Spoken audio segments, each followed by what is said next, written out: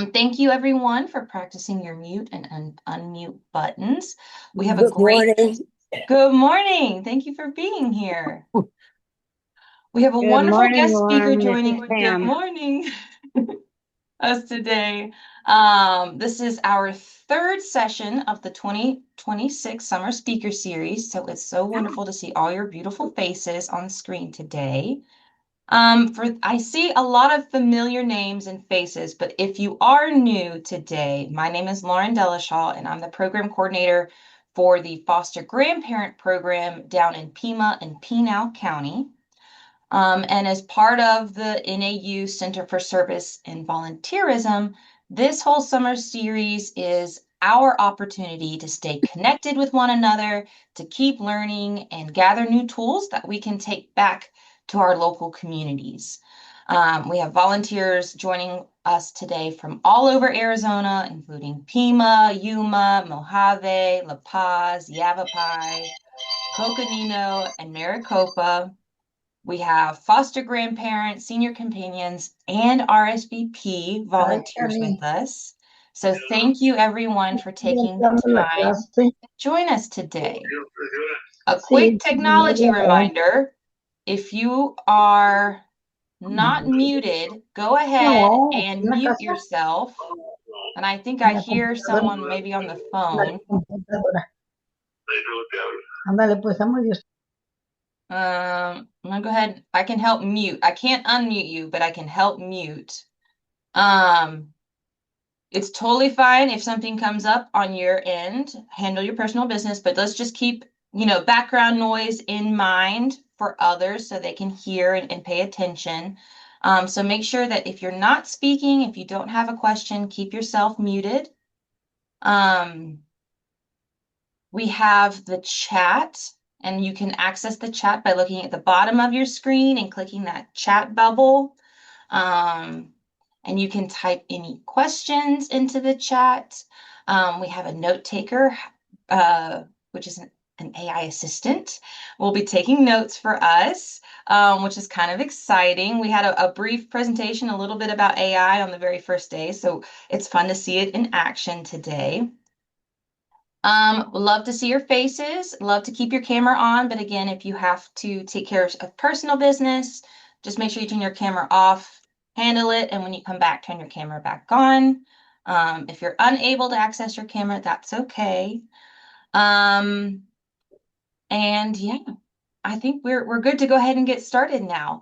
It's my pleasure to introduce today's guest speaker. Today we're joined by Destiny Hall from the Nexus Coalition.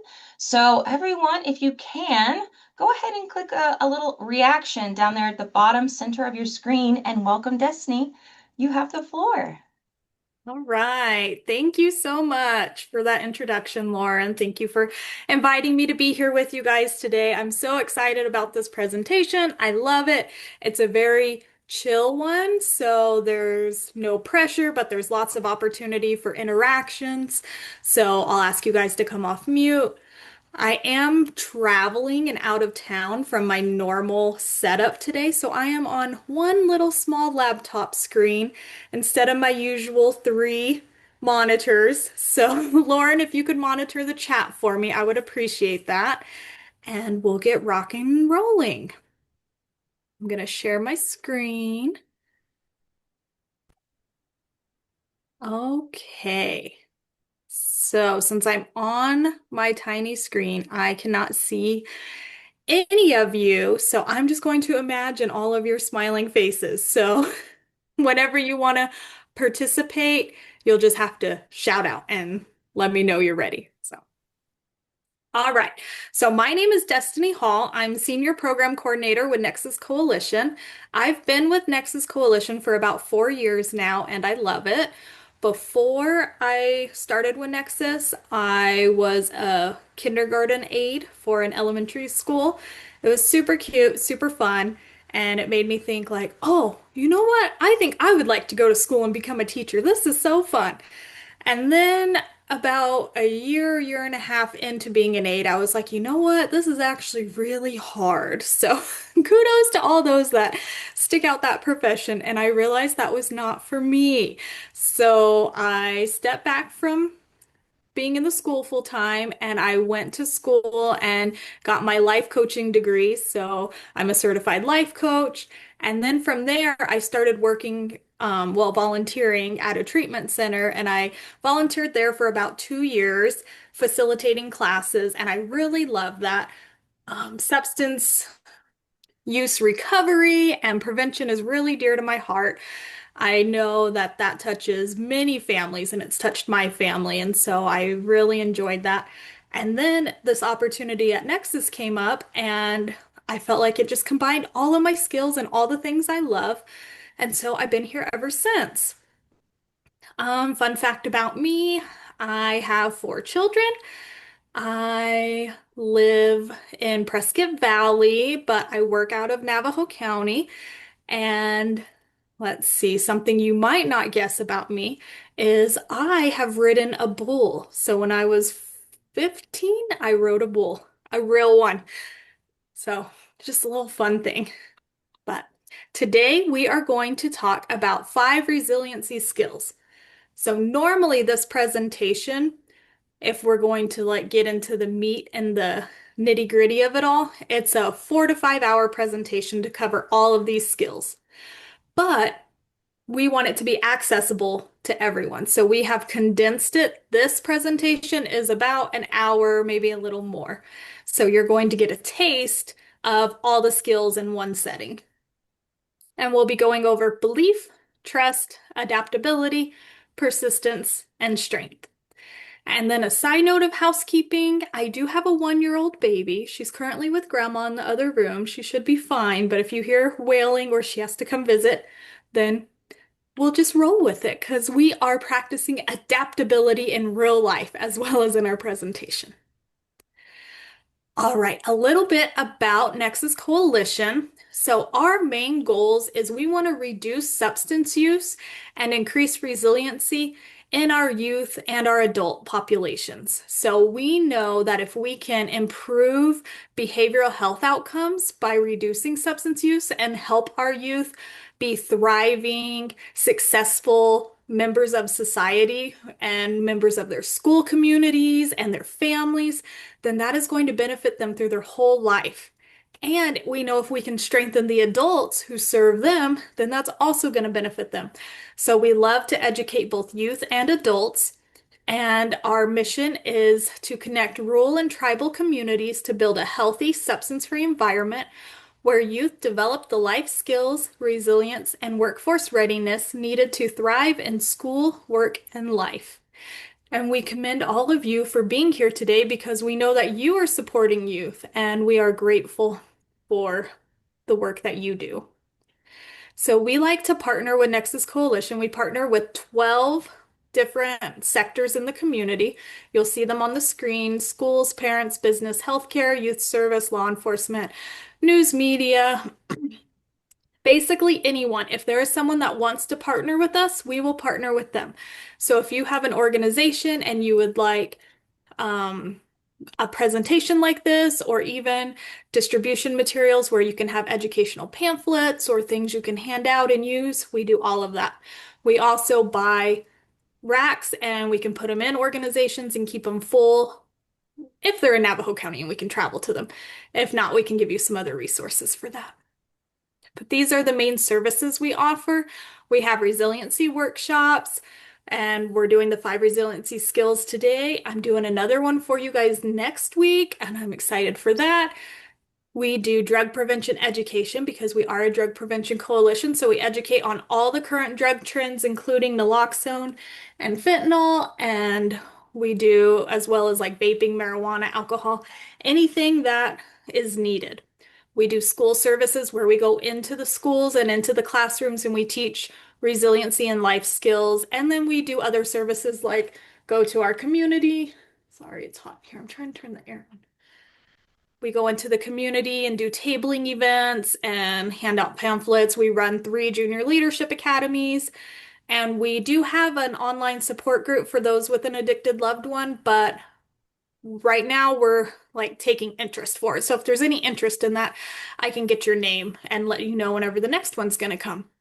At the bottom, you'll see our team. We are small but mighty. We have our executive director, Vicki Solomon, that leads us. Then we have Julie Sherwood, the program manager, myself, Destiny Hall, Brittany Quintanilla, who is one of our amazing health educators. She's actually on the call today.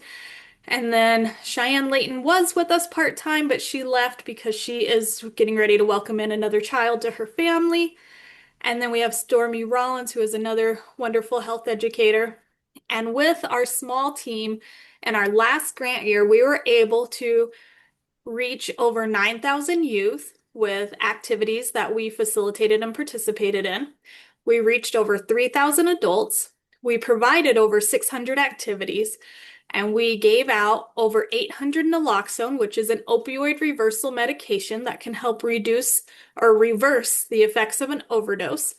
And we gave out over 42,000 educational pamphlets and materials. So if you can't tell, we love what we do. We love our communities and we want to help and serve. So I'm so grateful to be here with you guys today and to help fulfill that mission. All right, take a breath. And now we're going to get into what you all are here to learn. It'll go one after another with our topics, and we're going to start with belief. So this is my favorite of the 5 resiliency skills. And you'll notice belief is woven into all the other skills as well because it really affects everything. Lauren, I see a hand raised. Yes. Yes, I was just gonna, before we get into the next topic, Ben in the comments said, "Good morning. I'd like to know how to work with Nexus services." Is that something you're gonna cover later on?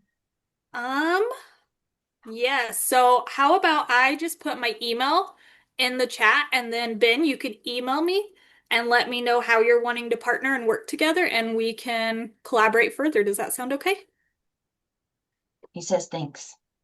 Perfect. Let me put that in right now while I'm thinking about it.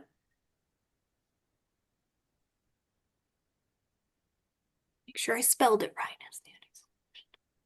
All right, there's my email. So thank you. I look forward to working with you. Thank you. All right, so we're going to hop into belief, and this is where our participation gets to start. So we're going to start out with a discussion question. Do you guys think that thoughts are facts? And I can't see you, so you can just shout out. No. No? Ooh. Hmm. No. You guys are on the right track. So sometimes it's easy to think our thoughts are facts, right? I love the saying, don't believe everything you think. But I have this fun little video to illustrate this for us. And if you haven't seen this movie, it's from Inside Out. It's such a cute movie. There's the train.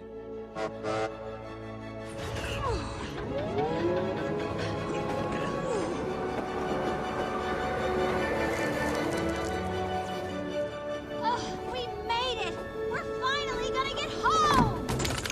Oh no, these facts and opinions look so similar. Don't worry about it. Happens all the time. Okay, so for those of you that haven't seen this movie, that was Joy and the emotions and the imaginary friend, and they were on the train of thought. And as Joy spun around, she knocked into 2 boxes that were facts and opinions, and they got all jumbled up. And Bimbo's like, oh, no worries, it happens all the time. And that's kind of like logically we know thoughts aren't facts, but as we're going about our day and interacting with people and things, it's easy to get those facts and opinions mixed up sometimes. So it's helpful to remind ourselves that not all thoughts are facts. Now, another question. Do you think our thoughts affect the way we act? Yes. Yes. Yes. Yes. Yes. Yes. Yes. Absolutely. Yes, they do. Isn't that so funny that our thoughts influence our behaviors? Our thoughts are so powerful. All right, here's one that I wonder if there might be a little disagreement. We'll see. But do you think thoughts and beliefs can be changed? Yes. If Yes. the person holding them wants to. Ooh, good point. Yep. The person wanting them. Fabulous. All Yes, right. they can. Yes. Yes. Yes. Can you hear me or see me? I can't see you, but I can hear you. And I Okay. can't see you because it's my fault. I'm sure everyone else can see you. Okay. Awesome. You guys are fabulous. You are so right. They do affect the way we act and they can be changed. And just like one of you said, who I can't see who said it, but if the person wants to change them, they can be changed. Sometimes we don't want to change our thoughts and beliefs, and that's okay too. There's a time and a season for all, and there's no thought police that come and take our thoughts away, even if they're unhelpful. But we do have that option to change them when we find that our thoughts and beliefs aren't serving us or leading to the life we want to live. So I have a little quote from Captain Jack Sparrow in this context. The problem is not the problem. The problem is your attitude about the problem. So I love this little quote. It's just a funny thing to remind us that oftentimes what we view as the problem in our life isn't actually the problem. The actual challenge and hardship comes from how we're thinking about that situation, how we're thinking about that problem. And that's where our power comes in because our thoughts and beliefs are so powerful. We have the ability to change how we're experiencing a challenge or a problem or a setback based on how we choose to think about it. And we're going to get into that a little bit more of The how. problem is not.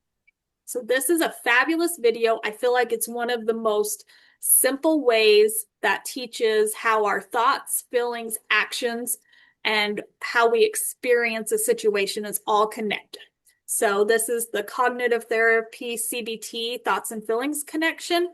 And this is like the base model of what we are teaching today with our belief section. And it goes into all the other skills as well. So I'm going to go ahead and play this. Now we're going to spend some time exploring the relationship between thoughts. Can you guys hear that okay? Yes. I'd like Yes. you to close your eyes and imagine the following scenario. You're walking down the street and you see someone you know on the other side. Yes. You smile and wave at them, but they just keep walking without responding at all. Now, how do you feel? Well, the way you feel in this situation will depend a lot on your thoughts. If you think, what's the matter? Why is he ignoring me? Have I done something to upset him? Then you might start feeling anxious or worried. Or if you think, why didn't he respond? Doesn't he like me? Then you might start feeling sad. And if you think, what's his problem? That's so rude. What's wrong with him? Then you might start feeling angry. Or if you just think, oh, I guess he didn't notice me, then you may not have much of an emotional response at all. The point is, the situation itself doesn't determine how you feel. The way that you feel depends on the thoughts that you have in response to the situation. This relationship between our thoughts and feelings is often described as the ABC model. So first, at A, we have a situation or trigger, sometimes referred to as the activating event. And then at C, we end up with a consequence or feeling. And we're often not even aware of the belief or thought at B that links A and C together. And this thought is referred to as an automatic thought because it arises almost instantly and automatically. And if we were to have a different belief or automatic thought at B, it would lead to a different feeling or consequence at C. So at A, we have the activating event, You're walking down the street and someone ignores you when you try to say hi. And then at B, you have a belief or thought about what just happened. And this belief leads to a consequence or a feeling at C. And if you have a different belief or automatic thought at B, you'll have a different consequence or feeling at C. And yet another belief could lead to another consequence or another.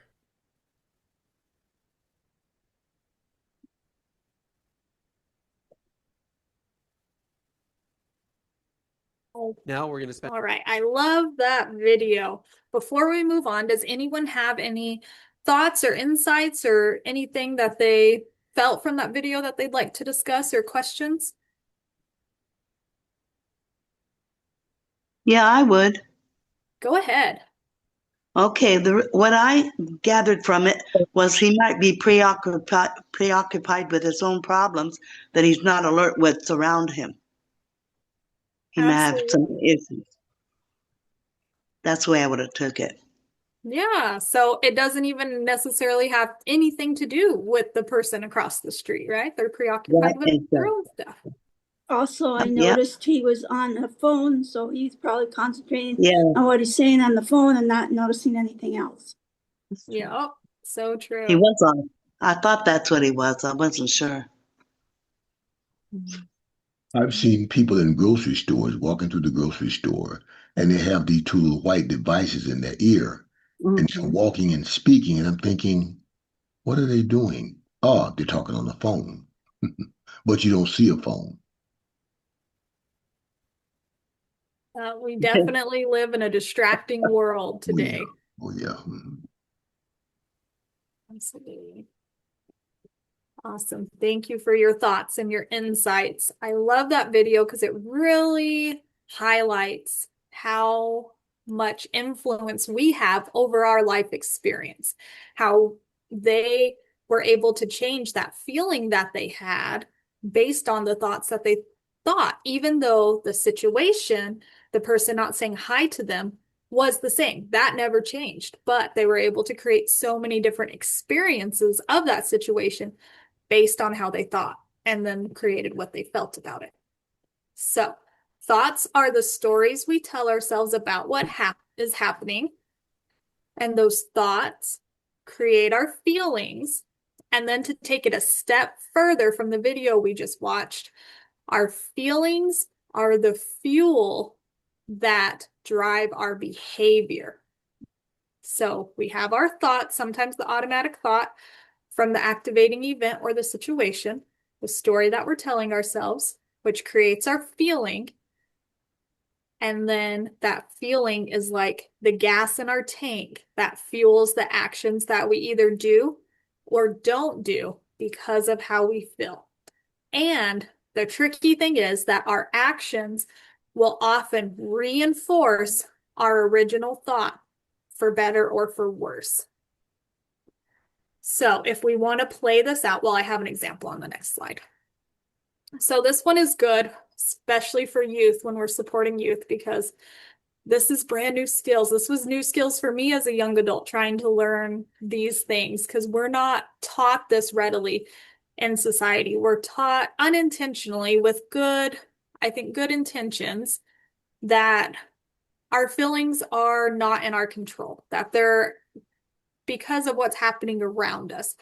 And I think we're taught that by, the unintentional messages of like, did that person hurt your feelings or stuff like that, that reinforces things outside of us, creating our experience. And definitely those things have influence over our experience. But it's so empowering when we can take back that power and realize we have influence as well. So we can have an event. This example is my friend didn't text me back. Or if we're talking with our youth today, we'd probably be like, my friend didn't snap me back or whatever social media platform they're using.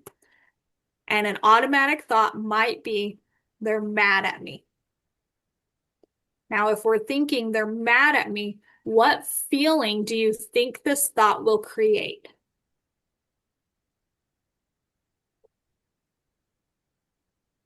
Anger. Could be anger. Yeah. Sadness. Sadness. Yeah. Anxiety. Ooh, yeah. Good one. Frustration. Yes. Worry. Can you say that one again? Worry. Worry. Yes. Yeah. Concern. Concern. Yes. So good. It can create, it's so fascinating. The brain is so cool. We can have so many different thoughts and feelings about it. So if we're thinking they're mad at me, it could create any one of those feelings. And if that feeling is our fuel, let's just pick one of them. Let's say we're feeling mad, we're feeling angry. How might we show up or act towards our friend when we're feeling angry, thinking that they're mad at me? We might yell at them. Oh, wow. Yeah.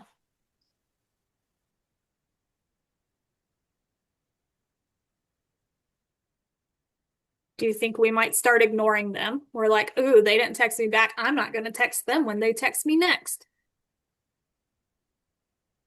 I've had occasion to ask that person, are you okay? Yes, that's what I do. Ask them if they're okay. That's great. And that's a good insight. And that action would come from a different thought and feeling. That would come from, like you mentioned, concern or worry.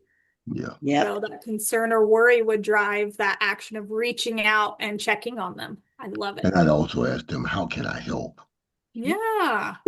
I experienced a situation like that, but me not being that savvy with technology, I assume that they are like in your generation are up to date with this technology and they use it often, that they have skills where they can block me or shut me off. And my sister said, no, don't do that. That's that's how did you say, that's kind of extreme. I said, oh, sorry, I just how I felt. Yeah.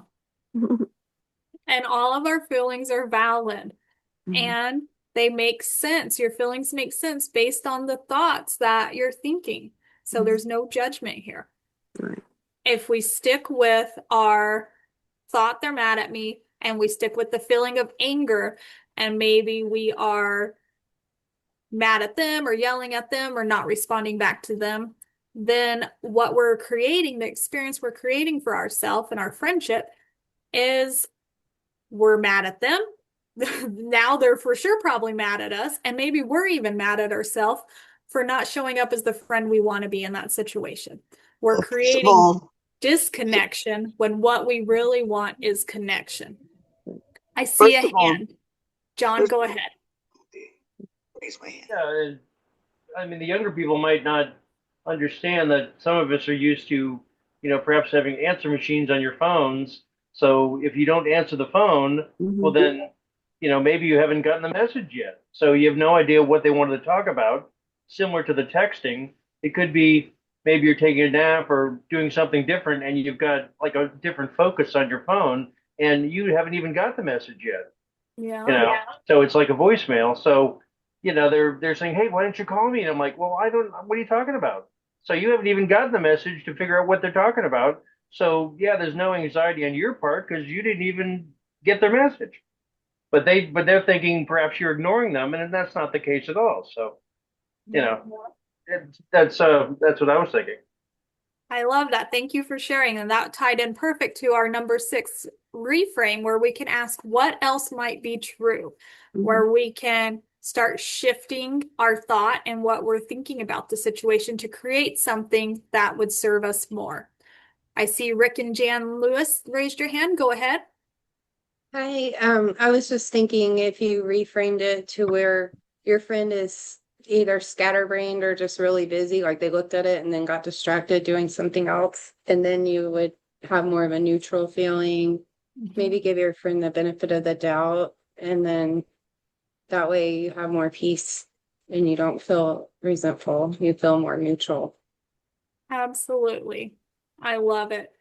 And I love that the event is not changing. It is what it is, but everything else under it we have influence over. We get to change and direct and lead how we want to experience that situation. Just like we heard earlier, if we think they're mad at me and then we feel concerned or worried, then we're going to show up so different and reach out to them and ask if they're okay and what they need.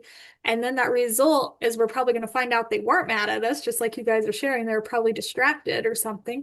And we're going to create that connection, which is what we're ultimately wanting from a friendship, right? So good. And a little thing, since we serve and help youth, I always like to tell the youth, like, this is a different time that we're living in. Like, when I was young, I had a home phone and I didn't have a cell phone. So I was able to leave my house and go hang out with my friends and not have my phone being blown up all the time. Or go to bed and I didn't have a phone in my room where people could reach me 24/7. We have a society now where we feel almost entitled to get people's attention and to get text back immediately. And I try and tell my own kids, that is not, just because they have access to you doesn't mean you have to give them that access. You can have boundaries and have healthy tech habits where you can step away, put your phone on do not disturb, and you don't have to respond with, oh, I'm sorry that I didn't get back to you. You're allowed to have a life.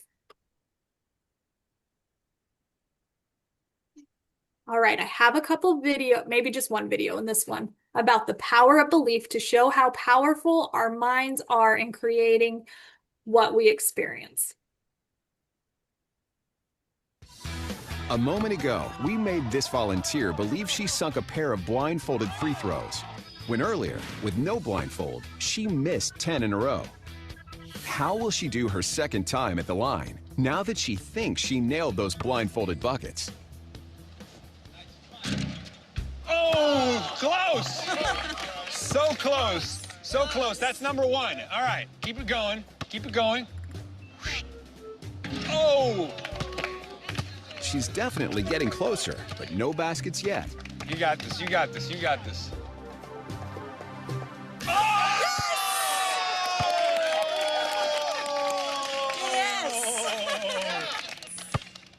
Oh, you.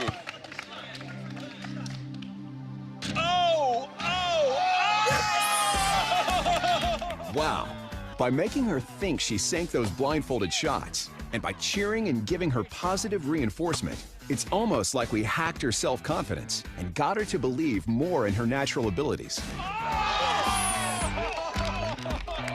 In fact, out of 10 shots this time around, she ended up making 4. Quite an improvement. But what if one of our volunteers was already good at basketball? Whoa, this guy's got game. He made a whopping 9 shots from the line.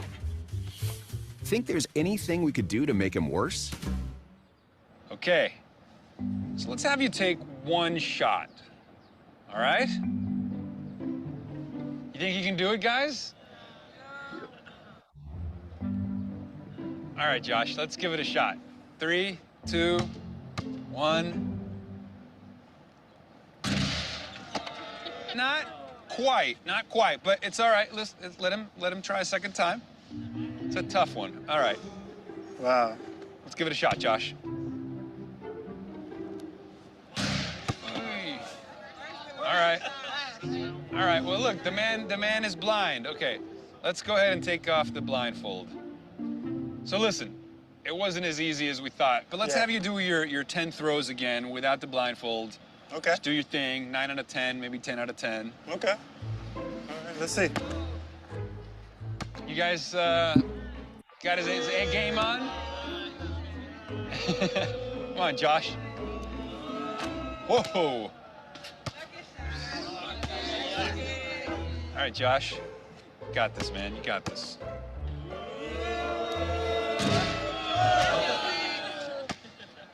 All right, that's 2.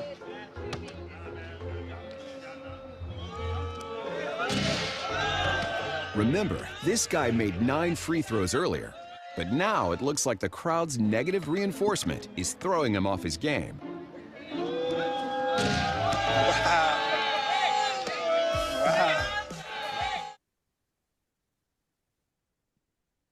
All right. What'd you guys think about that video? Anyone want to share some thoughts?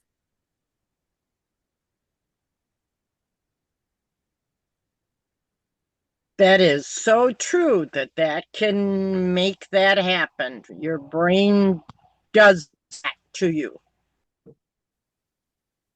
Yeah, absolutely.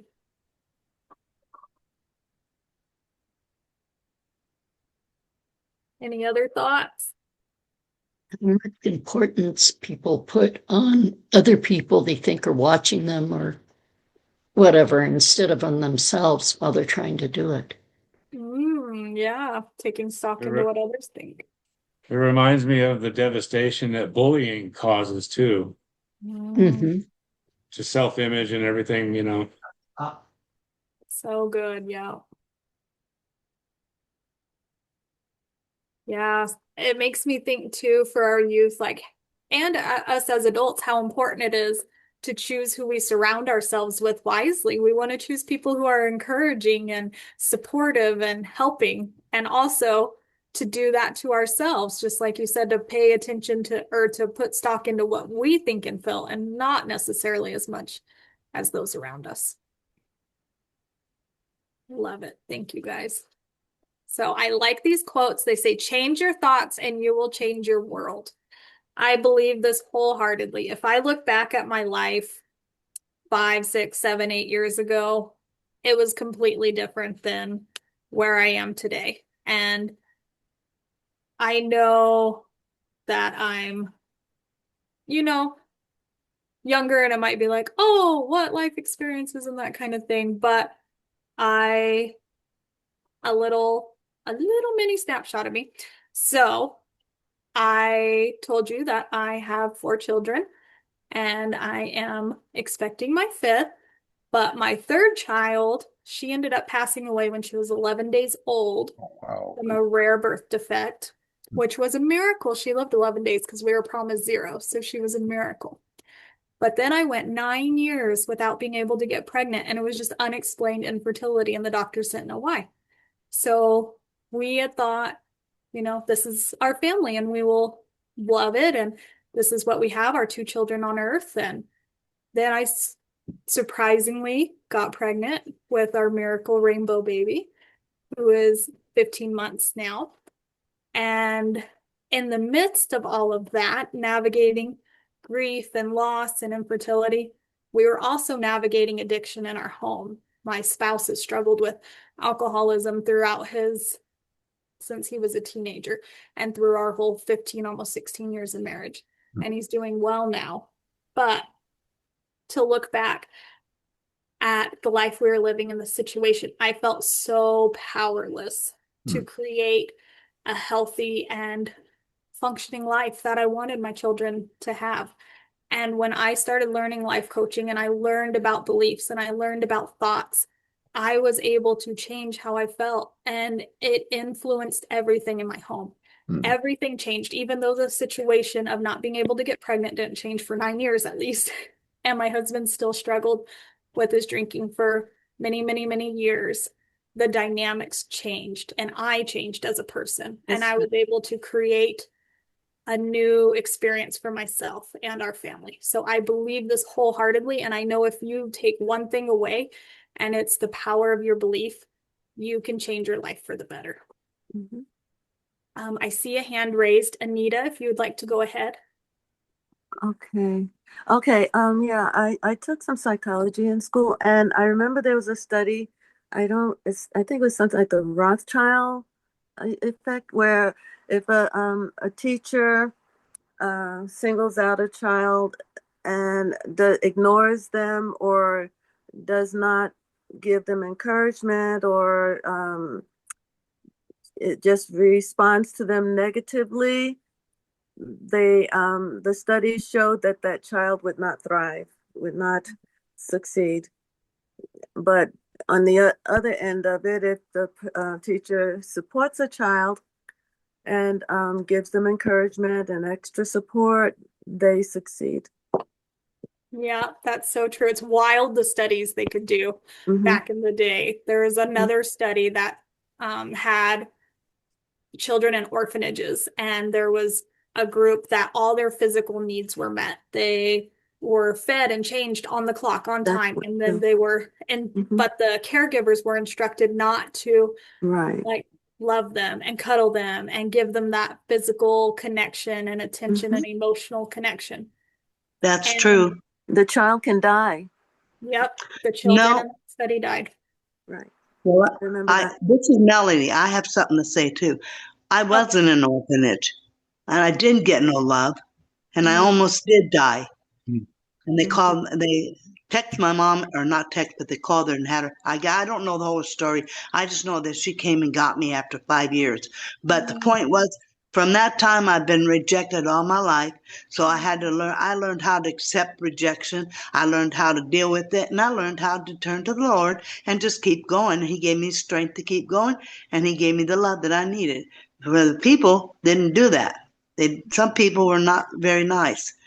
But I've survived it all, and I refuse to let them to put me down and reject me and make me feel bad about myself that I did all these years. And I finally had people encourage me to get me back, give me confidence back in myself, and the NAU is one of them. I love that. Thank you for sharing that. Such an amazing story to be able to turn such a hard thing into a positive and seek out, you know, that positive reinforcement and love from the Lord and others around you. Thank you for sharing that. Yeah. John, I see your hand up. Similar vein to that, I'd heard once where a teacher was doing an experiment about how, like, peer pressure and how students would feel about somebody else. So he picked out a student that hadn't done anything wrong, but sort of, just accused them of doing this bad thing, and you're out of the class. Go to the teacher, principal's office, or sit in the hallway or whatever. And it's like, and that was it. And the person's like, what? No, I don't want to hear it. And they're out. And then the whole point is the whole view of the entire rest of the students, must have said, oh, what's going on? Oh, she must have been bad. Hope that she hadn't done nothing, but everybody thought she had. So, the whole view, changed toward the student, and obviously she was told afterwards that, no, you were fine. It was just an experiment. But it's like, the teacher like really shocked everybody, going, no, she didn't do nothing wrong. But it was like everybody had to examine their views of like, why did I think that? Well, because the teacher said you were bad, so you must have been bad. Instead of you weren't bad at all. So similar to that idea. Absolutely, and that shows the power and influence of the adults in our life, especially the ones that are in those authoritative roles as teachers. And I've seen that a lot of times going into schools and serving and helping, where, a kid has gotten that label that they're the bad kid and they kind of get written off. And we as adults that aren't with them 24/7, we can step in and choose to see them in a different way and be that one supportive, caring adult in their life.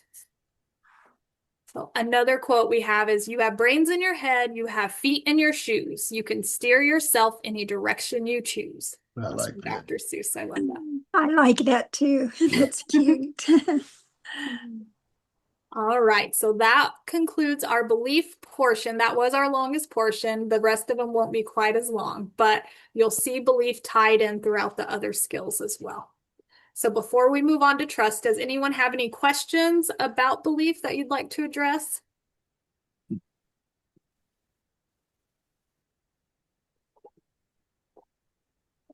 All right, if you think of anything, we can address it anytime. So, all right, we're going to go into trust now. So why does trust matter? Trust creates a feeling of safety. It allows us to build a support system and helps us be more independent. So these things might sound kind of funny, but if we trust others and we feel safe trusting others, that would allow us to reach out and ask for support and also to give support. So now we're able to build that supportive system around us. And it helps us be more independent because we trust that we have others to fall back on if we end up needing help, because we built a support system, or because we trust that there are those around us that care about us and want us to succeed and will help us if we need it. Now, we're not talking about ACEs in this class, but a little side note is ACEs are adverse childhood experiences, and they're connected to less than ideal outcomes in adulthood. But on the flip side of that, there are these things called PACEs, which are protective factors, and they can mitigate or reduce the negative outcomes and experiences from adverse childhood experiences, and they can help create resiliency and the ability to bounce back in our youth and us as well. So, two PACEs that I want to talk about that go along with trust is social connections. So, spending time with people who help you feel good and help you be your best self, and distancing yourself in a way that feels good to you, in a healthy way, from people that tear you down. That can be a PACE, social connections. And then having concrete support. So that allows you to be able to leave your comfort zone, to get help, to know that being comfortable is not always the best thing for us. Sometimes we have to go outside of our comfort zone and do things we are not used to doing to be able to either ask for help or experience new experiences. Protective factors help people manage stressful events and minimize the risk of mental health and or substance use challenges. Together, protective factors and coping skills can bolster resilience, which is a person's ability to bounce back or overcome adversity. And resilience involves behaviors, thoughts, and actions that can be learned and developed in anyone over time. So resilience can be a skill that we can strengthen. All right, I have a little video about trust and connections. It can be hard to connect with people sometimes, especially when we're busy, stressed, or feeling low.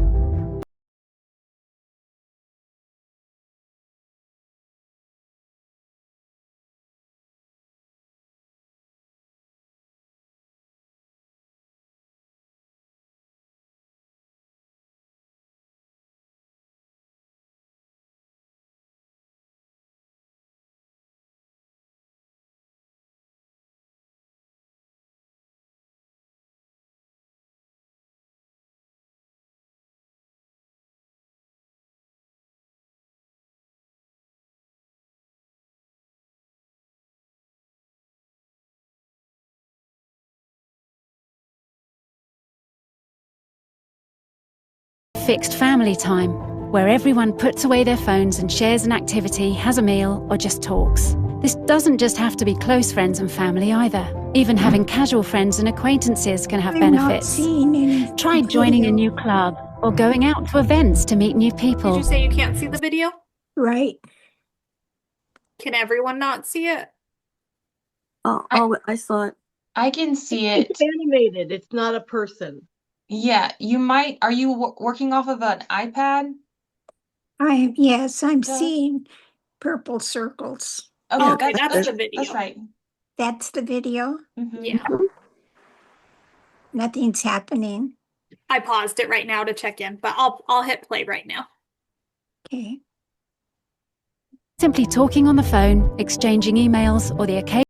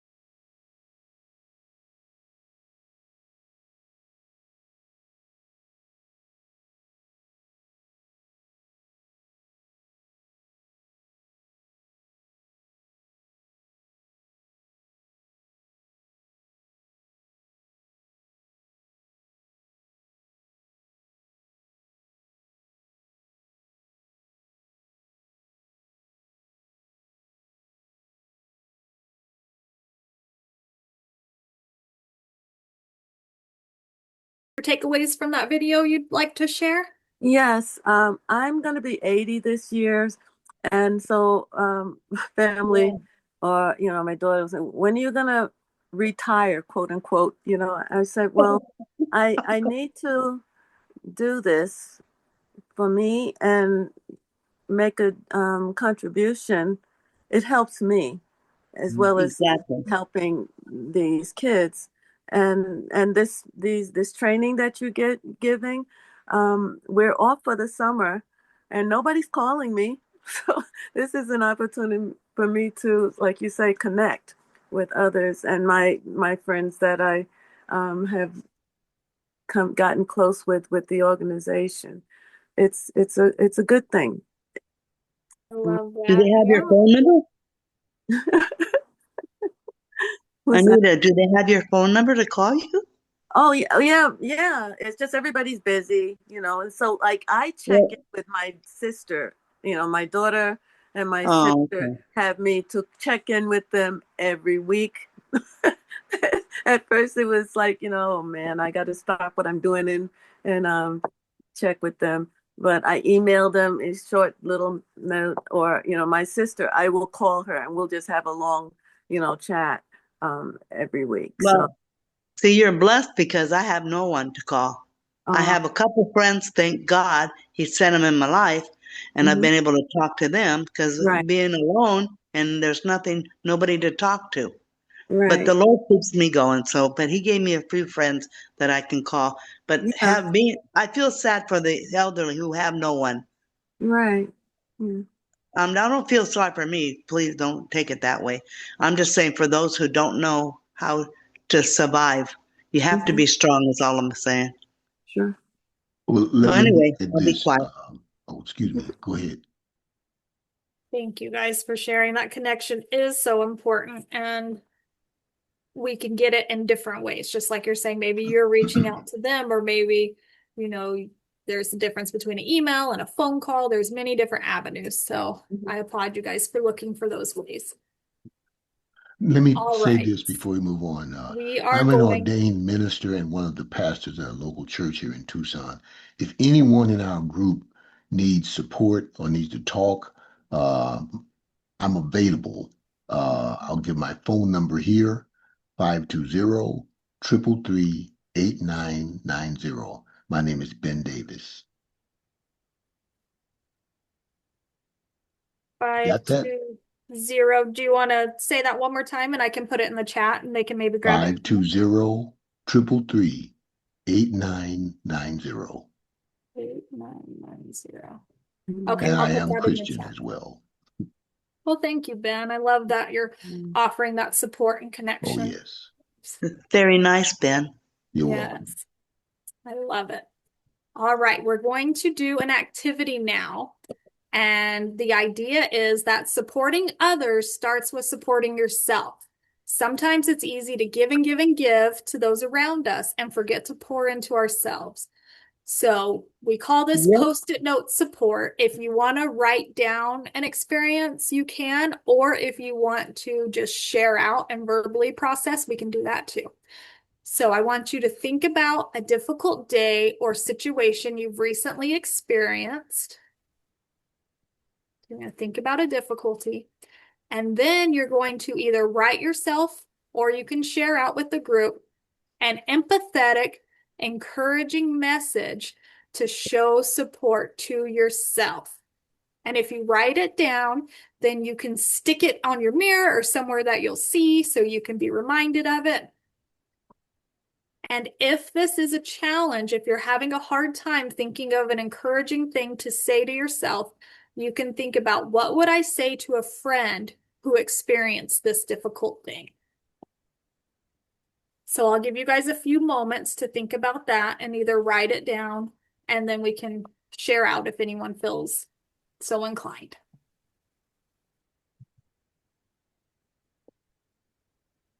I would like to shout out. This is Pam, and I've had experiences of this like every day of my life. I live with my mom, and I have learned or been So I've been telling myself that she is just the way she is. And it's been really hard for me not to bash myself like I'm not good enough still, because growing up, I was never good enough no matter what I did. If I washed my dad's coffee cup, I shouldn't have washed it. If I didn't wash it, I should have washed it. You know, I just had difficulty doing that kind of stuff. And I've learned that I am better than that, and I don't have to put up with that no more. Right So on.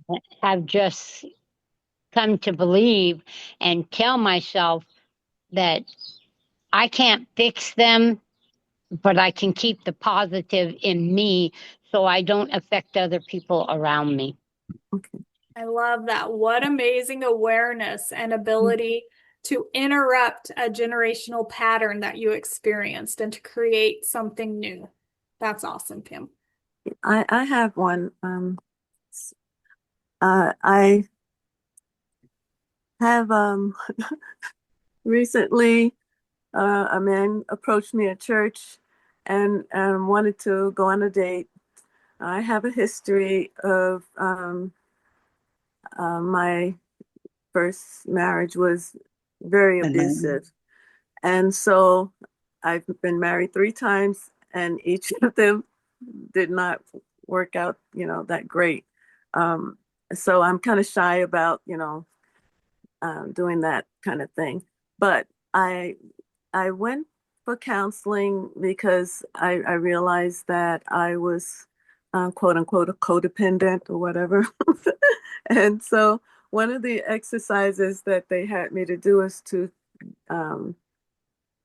because it stemmed back to my dad was an alcoholic, like as your husband is, and I that was part of the root of my problem. But the other thing is that they told me to, kind of give him some slack. He was young when his dad died, his brother died, and so his mom came to him and said that he's now the man of the family, and so he had to be an adult. And so I guess, he lost his childhood. And so the exercise they had me to do was to imagine him as a child.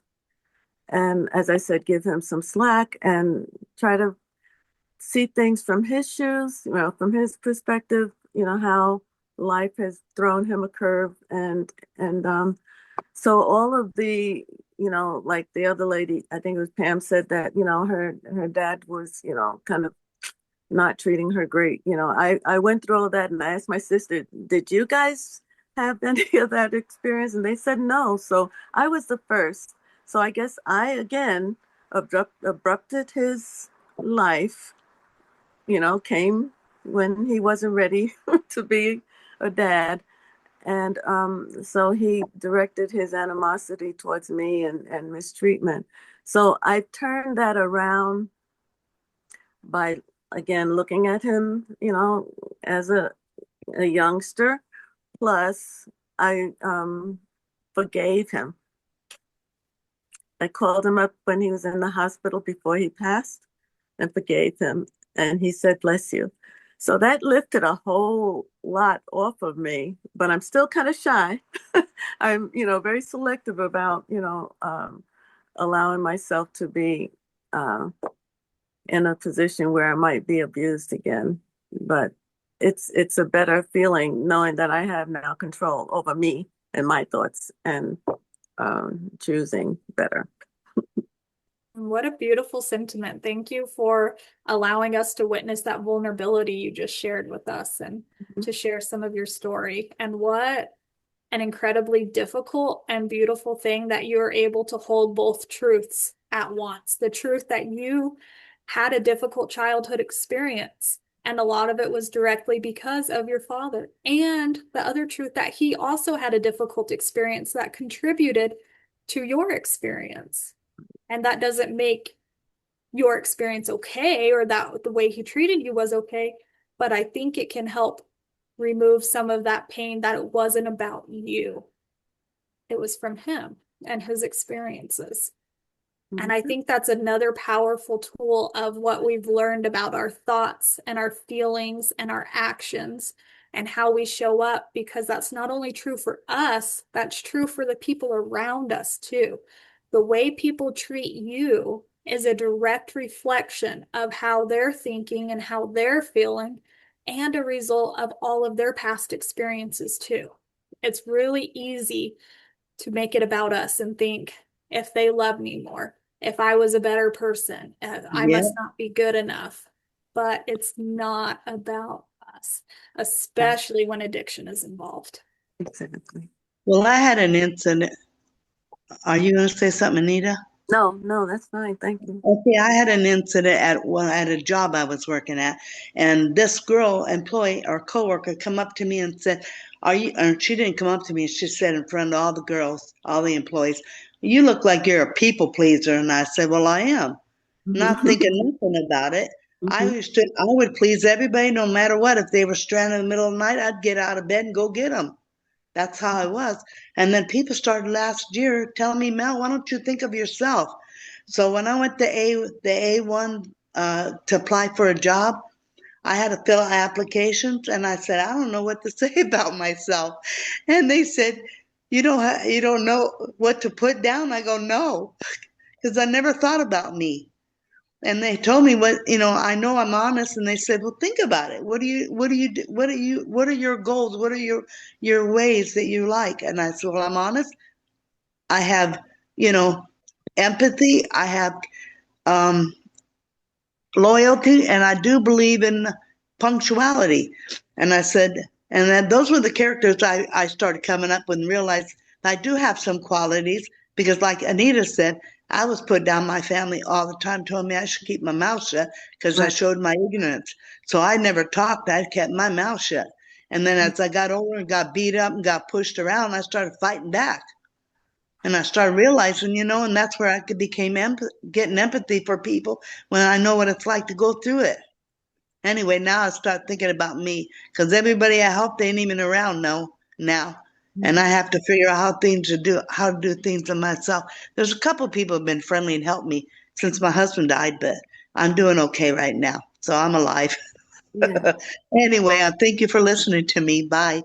Thank you for sharing that. It sounds like, I like the phrase earned empathy. Like, we can have empathy for others and feel for them and what situations they're going through. But when we have walked the situations that they have walked, we have that earned empathy where we can connect so deeply. And I think that is part of a purpose to the pain we feel, is that then allows us to be a guide or be a support or be a person that can walk with another. And I think that's a beautiful thing. Thank you for sharing. Would anyone else like to share for this activity?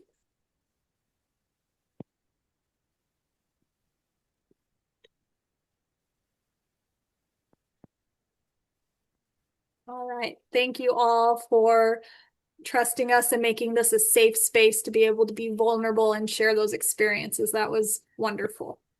We'll end this section or this slide with this quote that says, "As you grow older, you will discover that you have two hands, one for helping yourself, the other for helping others," by Maya Angelou.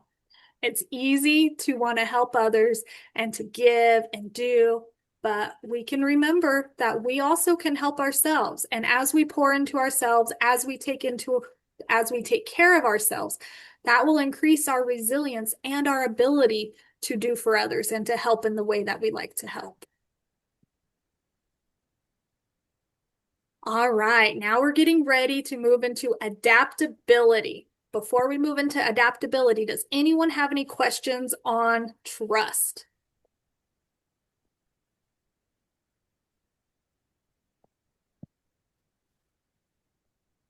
All right, we're gonna rock and roll. We're gonna start with a video showcasing adaptability.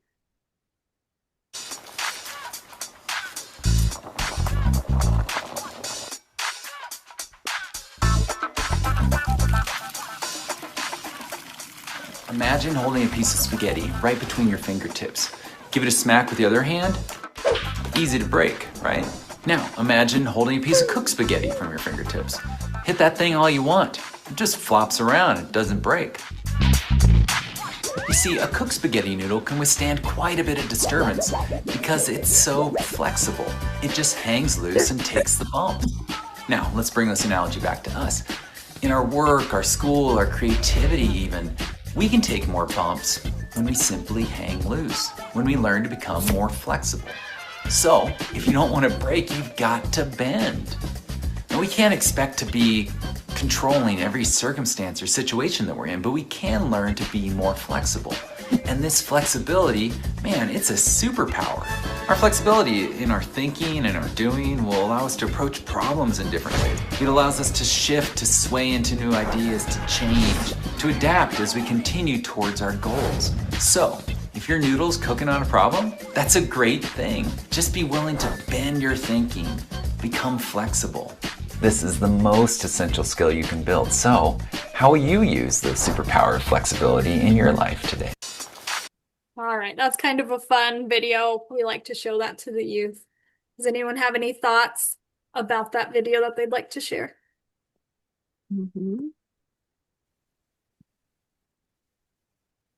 Okay, I have another one. I've I had to. I've always been really shy, and if I went anywhere, I had a purpose to get there and get back. So I didn't like meander or hang out or anything like that. Um, and I literally would feel sick to my stomach when I would go out on my bike by myself when I was living in New York. Just fear, anxiety, whatever. So I learned how to quote unquote think outside of the box or step outside of the box. I took a few short trips by myself, trying to figure out what I wanted to do with the rest of my life. I lived in New York City, by the way. I don't know if anybody is aware of how stressful that can be. And so I felt like I was I had a friend. We decided that whoever finds a place to live outside of New York, that's what we felt like was our ideal place to be. And so she moved to Laughlin, Nevada. And when I found out, I said, "What, Nevada? I never even heard Laughlin, never heard of that." And so I called her and she said, "Oh, Anita, you need to come out here. It's great. You'll love it." And I took one trip. I actually fell in love looking out at the Colorado from her balcony. Made like 3 trips and went back home the third trip, packed up my things, quit my job, and moved to Laughlin. That took a lot. I was rigid originally, but feeling like I needed to make a change, I had to be flexible, and I did it in baby steps. But I'm here now in Kingman, Arizona. I never quit a job without having a job, and so I had to find one. But I had some bumps along the way, and I'm here a volunteer, not an actual job, which I had done volunteer work, but on my spare time, this whole thing about just making changes. I'm still not 100% flexible, but the fact that I'm here is a big testimony as far as I'm concerned. Thank you, Anita. That was a great example. And that touched on some of the things you said, touched on our next topic, which is persistence and that ability to overcome obstacles that are in your way as you're working towards achieving something new, like picking up your whole life and moving. That's amazing. Yeah, it was like not in my character. My mom, she just said, "No, you're not gonna go anywhere. You never go anywhere." I said, "I know, but this is it. I feel like I have to." So that's wonderful. Mm-hmm. Well, I want to ask the group, what comes to your mind when you think about change? So something changing in your life, your plans changing, life experiences changing, whatever it is. What do you think about change? Do you love it? Is it It exciting? depends. It depends on what the change is. Yeah. Like I lost my husband 3 weeks ago. I'm still waiting to get him buried. That's been a nightmare. And at the same time, I got cut his check. They took the biggest check from me. So that hurt. So that was a big change, and I'm trying to cope with it. And so far, I've done pretty good for all that I've had to deal with it. Mm-hmm. I'm very proud of me. Not. Yeah, I hear you, Melody. I've been there too. My husband left, didn't leave anything, and I couldn't use his. But I had to do a change of the way I think, and Yeah, I'm trying to thank figure out how to goodness. do things because I don't You have can, no money anymore. They took the money, right, and you then I can, don't know. And now Social Security now does phone calls over the phone before you can't go in the office anymore. You have to do an app over the phone. Mhm. Then that took 2 months to get the appointment. I don't know how long it's going to be before I get another appointment to go into the office to bring the paperwork that they want me to bring in. I'm like, oh my God, this is so sad. But you know Melody, what? I you can, trust the good Lord. right, you can add hours as a grandparent. We can work up to 32 hours a week. Did you know that? Yeah, but at the school they only do 30, 28. Oh, okay. They don't have anybody in there Oh, after 3. I can go 8 to 3, which is 7 hours, so it gives me 28 hours a week. That I wanted to get 32, but mm-hmm. I want to know how I can do that. Okay. But anyway, thank you, Anita, for helping me and supporting me. Yeah, yeah. You know, I care for you. I know, I love you too. Yeah, I'm always thinking about you. Thank you for sharing that, and I'm sorry for your loss and the challenges you're navigating. Okay, this is Lorraine. You can always reach out to your congressperson and they can help you. They can help you get that bigger check. Just so you know, you can always reach out to your congressperson and they Really? will vouch. Yes. Go to your Who are they? congressperson. I don't know who they are. I don't know your area. But you can always go to your congressperson, call the Okay. office and tell them your situation about the check. Okay. You should be able to get the bigger check. Wow. Yeah, because they took it away from me. Yeah. And I said, they no, will, no, I'm supposed to get the bigger one. They go, no, no, you don't. You don't. You keep yours. Mine's really small compared to his. And his right. wasn't Well, that big either. yes, go to your, find out, Google your congressperson in your area, get the number, get the address, and Okay. call or go over there and visit and tell them, this is my situation. I need help. They will help you. Okay. All right. And Okay, well, Melody, thank you. I was thinking about you too. Remember, I told you that your gas and electric has where you can get a discount. Since you're low income, you're entitled to that. I had the paper, I had the little flyers I was going to bring to the next meeting for you. Well, I got some paperwork for SSI. I don't even know what it's about. Don't know how to fill that out. Don't know what they're expecting. Don't know why. I don't know who sent it to me. I think it was a Social Security. But these are things I don't know nothing about because I've always worked on my life and never looked at any charity stuff, you know. WACOG might help with that too. Well, my electric bill's been $79 a month because I haven't turned it on. Yeah. I'm trying to keep the bills down. You can get like mine was $25. Oh, wow. Yeah, so they give you a discount. You can ask for a representative at Social Security and they will assign you someone if you don't know how to fill out their forms or understand what they're asking. Okay. Well, I think that, Florine. Thank you, because I don't know. I don't know what I'm supposed to do with the paperwork. I had the VA send me a document telling me who they're supposed to give the flag to, and I guess I guess the headstone or something, $250 or something. I don't know if that's what that says. It just said, who do we send the it doesn't say money. It says something else. I can't remember now how it's read. But it comes from Social Security, and and the SSI come from Social Security. That's what's confusing to me. I think So they have a fund. They have something that they're supposed to pay you a certain amount for funeral benefits with Social Security. Anita, I think you're right. I went ahead and I messaged Vicky, and so Vicky's gonna be hopefully getting Melody some more resources too.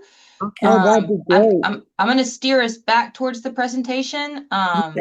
These are Thank all you, really Lori. helpful. Don't get me wrong. So if you think of other things that could help Melody, feel free to write them in the chat or write them down, and we can share those later. But I'm just gonna steer the conversation back to Destiny. Okay. But thank you, everybody. Well, That thanks, was a everybody. beautiful example of coming together and doing what we've talked about, of building that trust and those support networks. So that was awesome to see. Thank you, Destiny. So often, like you guys said, change, the way we think about it can be different depending on what kind of change it is. Sometimes it's an exciting change, but even if it's exciting, maybe there's still a little bit of fear because it's change is unknown. Usually it's different. And our brains like to know what to expect. They like routines. So whenever anything is different or out of that routine, it can feel a little scary. And then I want you guys to think about when life throws you a curveball or a challenge, how do you usually respond? Do you feel like, oh, this always happens to me, nothing ever works out for me? Or do you think like, I can figure this out, I'll make this work? Because those thoughts, how we choose to think about it, will help us in how we address that change and that challenge. And if maybe right now you don't respond in a way that you would like, you can think about how would you like to respond, and you can start practicing those beliefs as you move forward. I love this quote by John Maxwell. It says, "Change is inevitable. Growth is optional." This is how I felt for the first probably 8 years of my husband's addiction. We had this roller coaster of change, and I was not growing. I was mad. I was fighting against it. I was like, this is so unnecessary. There is so much unnecessary pain in my family and my home because of this situation. But when I was able to switch my mindset and think about it in a different way, I started growing. And now I have a coaching practice where I'm able to support women and individuals with tools that I've created to help them be able to find their voice again after, learning to doubt themselves for so long with having addiction in the home. And I've also written a children's book that helps children be able to understand addiction in their home without shaming the parent that,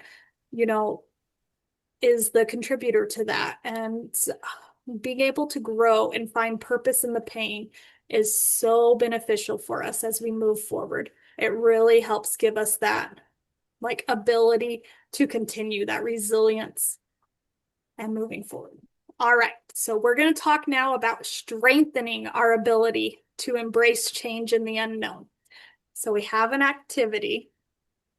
This is the what if game. It's hypothetical. We're just stretching our brain a little bit. So I have 5 different scenarios on here. And we're going to stretch our brain in the direction of being able to solve it. So what would we do if these things happened in our life? So the first one is, what if your car broke down and you couldn't drive for 2 months? Wow. What could you do to address that? We'll get it fixed. That's a good one. Yeah. Take the bus. There you go. Dump the car. Get a one of those things that you rent, or you call them up and they come pick you up with a Uber, Waymo. Uber, Lyft. Yeah, that's it. Uber.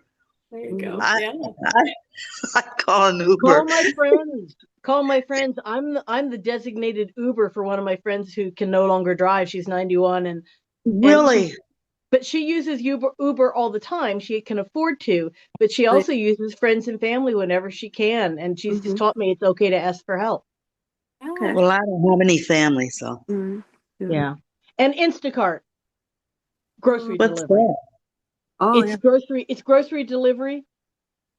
I have chronic fatigue and some health problems, and during the pandemic, I couldn't get to the stores at all, and so I had groceries delivered, and cost a little bit more, but I get fed.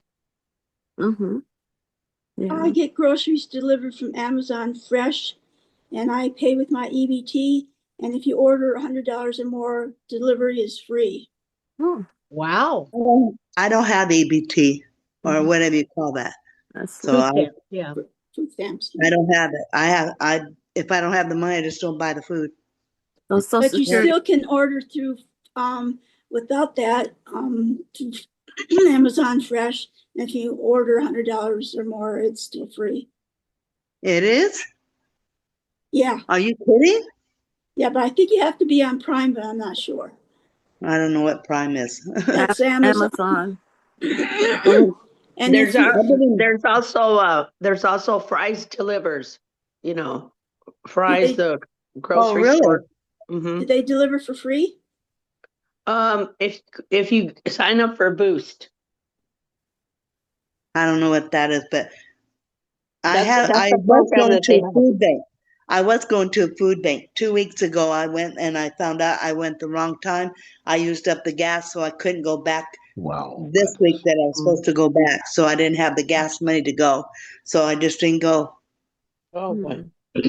I see a hand raised. John, you want to go ahead? We had gotten my late brother was alive last year. We'd been doing the Walmart Plus delivery thing for a long time, and that was great. But he passed away last June, and so similar situation to what you said before. Well, of course, he was the one getting Social Security, so of course that disappeared. So I've been taking for 15 years as a caregiver, but I didn't get paid anything, and so now even though there was chances to maybe have a program to do that, it didn't work out. So now I had to find something, and so now at least I'm trying to get into this other program because now my plasma is ceased for the moment because can't pass a physical at the moment. But anyway, so it turned out if you're on Walmart Plus, if you have Snap, you can get it for half price. So instead of $13 a month, it goes down to like $6.47 a month. So if you have similar to Fry's, if you have I guess a certain amount, like $35, then there's no fee. But in any case, they bring everything to you, so you don't have to go to the store, drag water cases or whatever's going on, and they'll bring it to your house. And if you have your medicines there anyway, they'll either bring those for free anyway, or they'll add it to your food order, and then you get all your medicine brought in, and it works really nice. And Walmart Plus, you also get, I think you get Paramount and Hulu for free. Yeah, see, the thing is, I don't take any medications at all. Okay, well, that's good. That's And so doctors good. won't Such good resources. I love Yeah. it. You guys are thinking outside the box and thinking of how to solve this problem. So good job. Let's go to, this is Can a I good say one that I bet. something? Yeah, For go ahead. Prime, if you got EBT, it only costs $7.60 a month for Prime. And then you also get the movies and whatever else. And some things are, when you order through Prime, the other things besides food, most of the stuff is free delivery. It just depends who you're ordering from. That's great to know. I am a Prime girly. Amazon is my best friend. They come all the time, way too often. Sounds like me. On Hubs, if you've ever mailed anything to there. Ever mailed anything where? Hub? To Amazon. Yeah, if you, instead of it mailing it to your house, you can look up by zip code an Amazon Hub. We've got them near some Circle K's, and it's it's similar to Home Depot, I guess. You buy the product, it gets mailed to there instead of your house. So the porch pirates can't get your stuff. and you're the only one that gets the code on your phone to unlock the door and get your stuff. They give you like 3 days to pick it up. that's cool. Come to your house. I'd rather have it delivered to my apartment because I got a courtyard, so they'd have to go around and around to try to figure out how to get to my door. All right, so here's our next scenario. What if your adult child made a major life choice that you completely disagreed with? How would you respond? Well, I went through that already with my daughter. 40 years, I had people telling me, Mel, you don't know your daughter.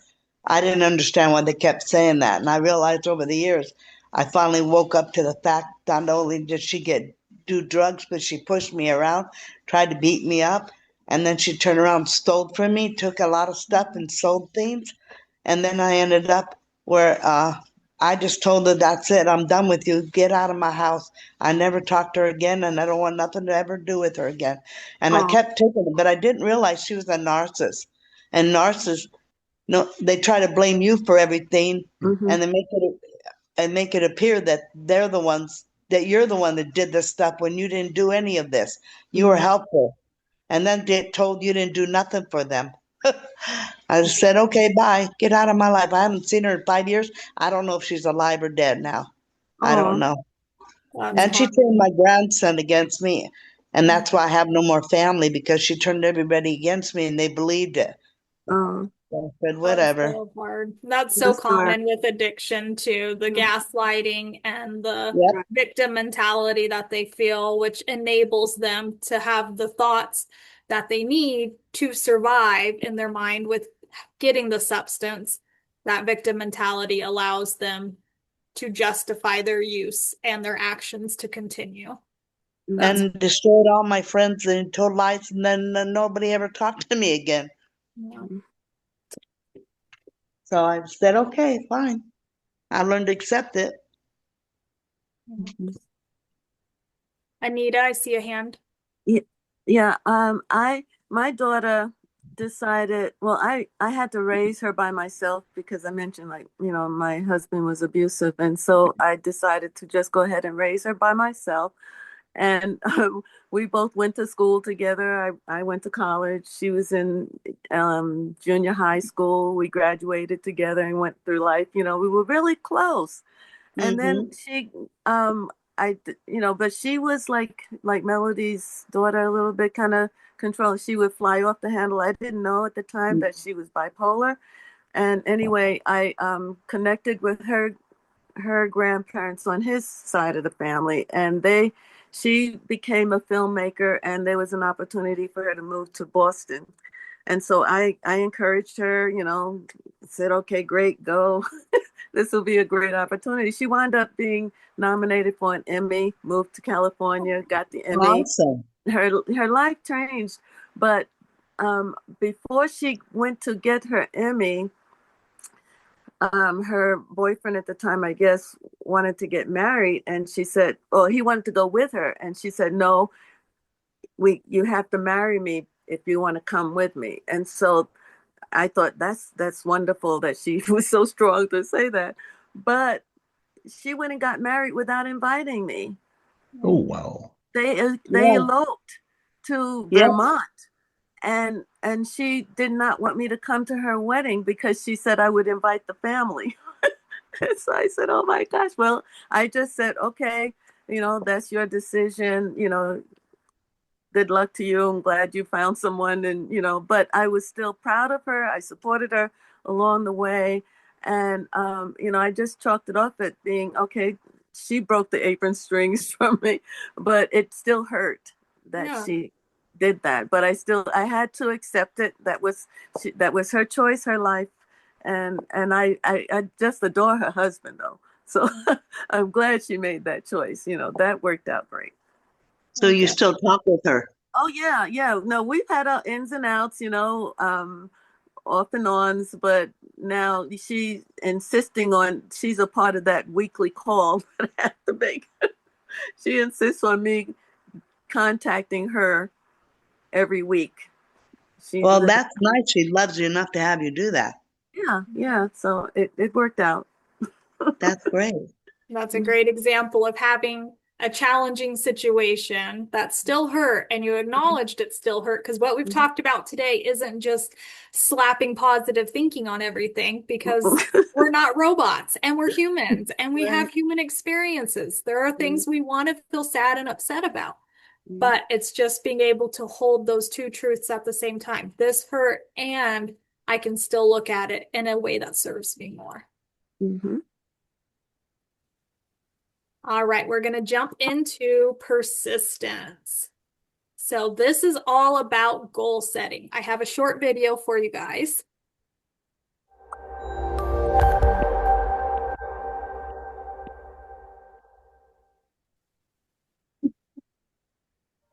What is perseverance? Look it up in a dictionary and you'll find that it's a very active word. It's a process as well as a personal quality. As the Oxford English Dictionary has it, the steadfast pursuit of an aim, especially in the face of difficulty or obstacles. It's about goal direction, having a vision and the desire to complete it, no matter what gets in the way. The strength of your vision and desire to achieve your goal are essential to maintaining the ability to persevere. They give you the resilience to absorb change and the inevitable setbacks you'll encounter, and bounce back through change and adaptation. After all, U.S. President Abraham Lincoln wrote to one of his son's friends who was discouraged and said, "You cannot fail if you resolutely determine that you will not fail." It's also trust. Trust that through your own will and with the help of others, you'll achieve your goal. Seek out positive people who will encourage you and tell you when you're going wrong. If you trust them, you'll listen to them and benefit from their advice. Perseverance isn't all or nothing. It's about balance.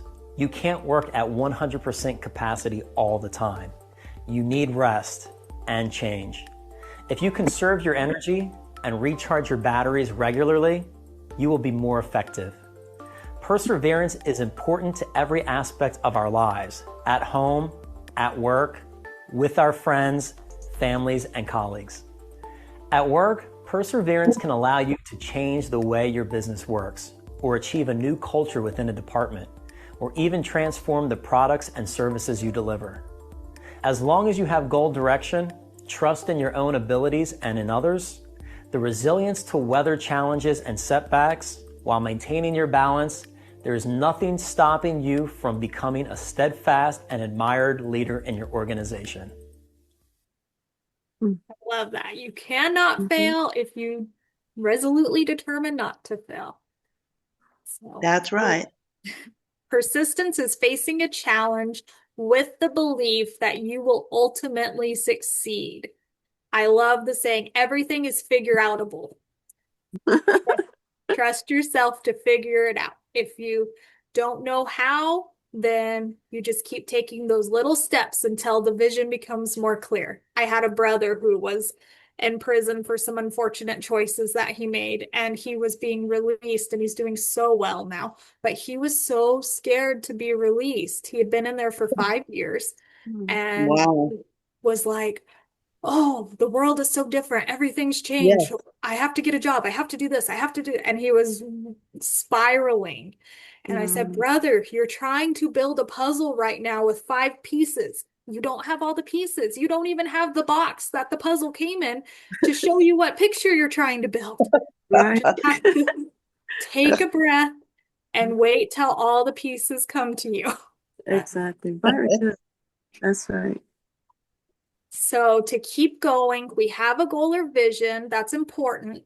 And then we can know why it matters. That why is going to help us keep pushing forward whenever those obstacles come up. And then we can make a clear step-by-step plan to reach the goal. And then remember, when you complete the steps, you're moving closer to finish your goal. So they're more concrete, not like, I want to have a better relationship with my husband. Well, how would I measure that? That's not very concrete, right? I could say, like, I want to go on 2 dates a month with my husband. That would be more concrete. I could measure that a little more. So our goal is clear and direct, and our steps can be measurable. guidelines for setting a goal. We just talked about this a little bit. A specific one, make it measurable. That way you know when you achieve it, and you can write down the steps and a completion date. Sometimes you don't know like what steps you need, so you can work backwards. So start out, maybe you have a goal of, when I do this with youth, we talk about like buying a car. So if you have a goal of buying a car, what do you need right before you get to buy the car? Maybe you have X amount of money saved up. So Good what do credit. you need right before you have X amount of money saved up? A job, right? How do you get a job? You have to have an interview. And then maybe you have to set a resume. And so you can work backwards too to figure out those steps. And then identify obstacles. If we think about what might get in the way of the goal and think about a solution that we can like use to handle those obstacles, then they won't feel so jarring when they do come. Because there's, as we know, life is full of ups and downs, and there will always be obstacles. And then we won't be as likely to quit if we've thought about that. Mm-hmm. And then be kind to yourself along the way. Oh, I love that one. Be kind to yourself. Yes, it's Yeah, so my beautician said that. She would say that to me every day after I had my hair done. Be good to yourself, she would say. And I just didn't it didn't click with me because I didn't know how to be good I to myself. understand, Like Anita. Melody You're said. I love that. Thank you. Yes. Yeah, be kind to yourself. Failure is success in progress, Albert Einstein said. There's another quote. It might be on here, it might not, but it says, you always pass failure on your way to success. Because that's how we learn, right? So some fail-proof tips.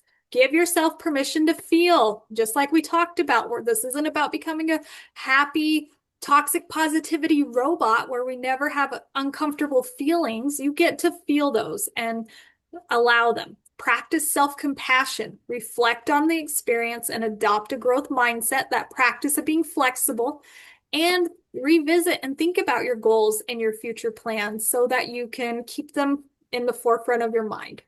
And these pictures right here, what most people think success is, the straight path that's beautiful and smooth and takes you right to your destination.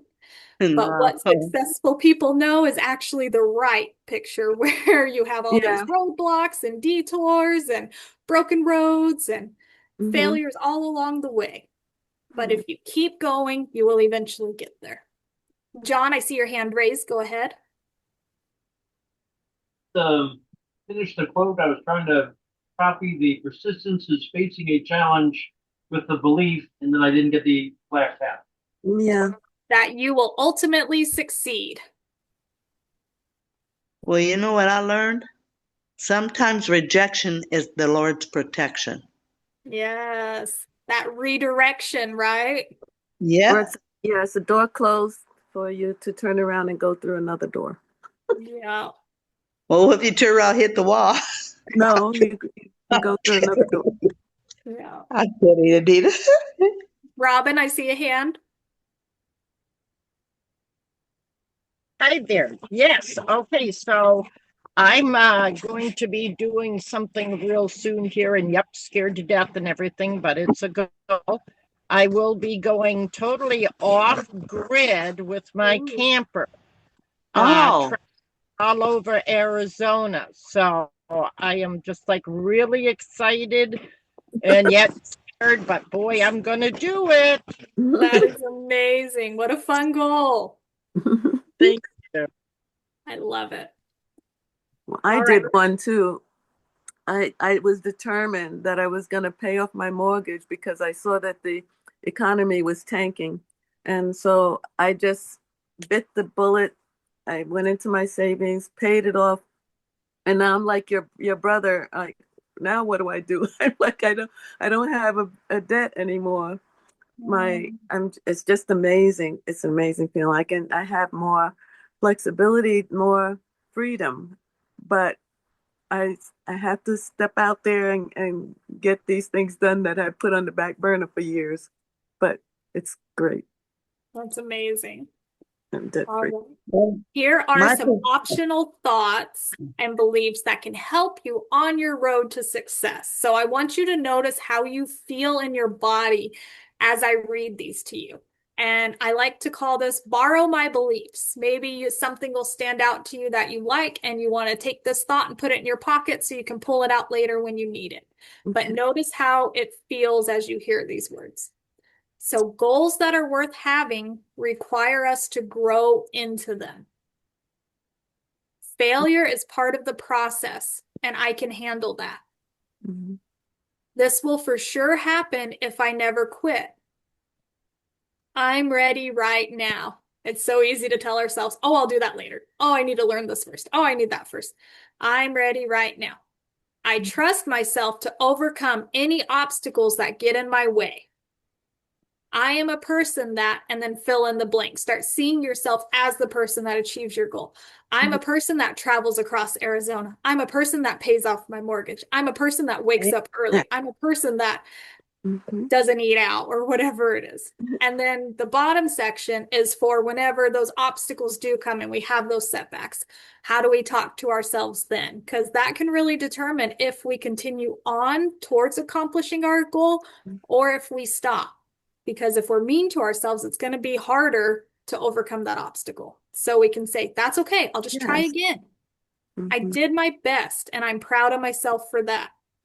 Thank you, self, for not quitting. Everyone struggles sometimes, and that's okay. So if you liked any of those, feel free to steal them. Okay. All right, we've got like 10 minutes left, so I'm going to go through strength really quickly. And this we have adapted. We used to focus more on physical strength, but now we talk about more of a whole person wellness because strength really encompasses so many different things: physical strength, mental, emotional strength, social strength, and purpose. So caring for our body through movement, rest, and nourishment is part of physical strength. Mental and emotional can be managing stress, staying flexible in your thinking, and practicing self-compassion and self-kindness. Social strengths can be building relationships and support networks that lift you up. And then your purpose, aligning your daily actions with what matters most to you. And why wellness matters. So you'll notice we have a wheel here called the Circle of Wellness. Jacques, I do not know how to say her last name. Jean-Jacques Rousseau. Thank you. Said a feeble body weakens the mind. And I would say too that a weak mind will weaken the body as well. It's so interconnected. So when we focus on pouring into our wellness and balancing all these different areas of our life, our physical, emotional, social, intellectual, occupational, spiritual, financial, all of it. Of course, we can't be overwhelmed and decide we're going to overhaul our whole life in a day. But if we pour into each category a little bit at different times, then we can have that overall balance. And that can help strengthen us physically and emotionally to weather the storms of life that will inevitably come. So this is 5 parts of whole person strength. It says small, consistent actions create lasting strength. And I throw in resilience as well. So the strength cycle consists of reflecting to stay aligned with your values and goals, to move your body in ways you enjoy. If you don't like running, don't tell yourself, I'm going to become a runner. Not gonna Do happen. things that you enjoy. I do not like strenuous activities. I like to stretch. I like to flow. That's my thing. Fuel your body with balanced, nourishing food when you can. Rest with quality sleep and mental breaks. Rest is so important and so hard sometimes to achieve. Connecting with others, with people and activities that recharge you and fill you up. So those are all ways to strengthen your whole self.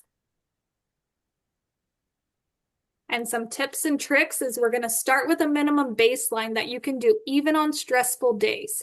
So I heard my life coach gave a great example one time. She said that she wanted to do yoga every day. Now that is a huge goal, and we don't usually recommend that you decide you're going to overhaul your life and do something that you've never done before like that every day.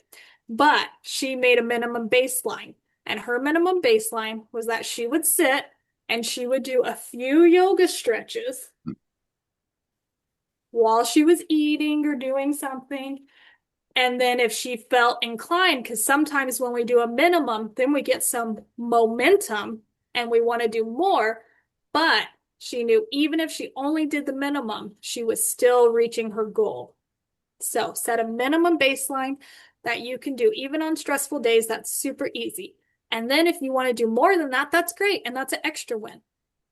Choose activities you look forward to, not that you dread. If you hate Brussels sprouts and you're wanting to increase your vegetable intake, don't cook Brussels sprouts. Cook something you like a sweet potato or some green beans. You can track your progress if you're a box checker and you like being able to look back and see how far you've come.